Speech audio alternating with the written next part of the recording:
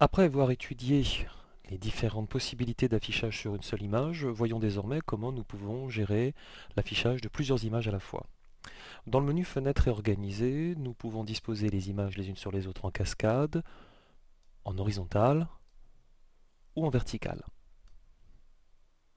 Par défaut, si l'image de droite est zoomée avec l'outil Loop ou le raccourci clavier Pomme Plus, l'image de gauche, bien évidemment, n'est pas affectée d'une modification de taux d'affichage.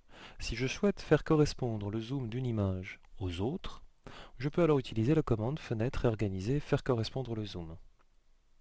La démarche peut être similaire lorsque je clique avec l'outil Loop, à laquelle j'adjoins la touche majuscule.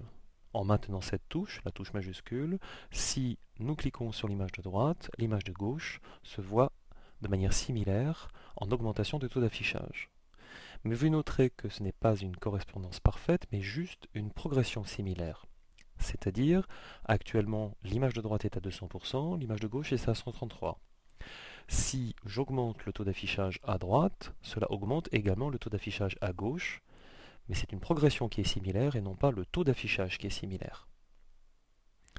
Une autre démarche de correspondance consiste, lorsque je déplace l'image dans une certaine zone, de faire en sorte que l'image de droite par rapport à l'image de gauche suive la même position. Dans ce moment-là, j'utilise alors la commande faire correspondre à la position. De manière similaire à l'emploi de l'outil Loop à l'aide de la touche majuscule, l'outil main avec la touche majuscule maintenue appuyée du clavier permet de rendre solidaire la position de l'image de gauche par rapport à l'image de droite.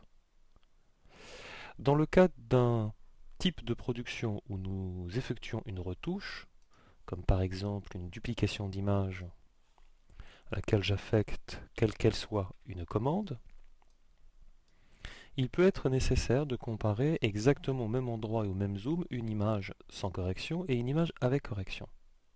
Pour ce faire, j'utiliserai alors la commande réorganiser, faire correspondre le zoom et la position.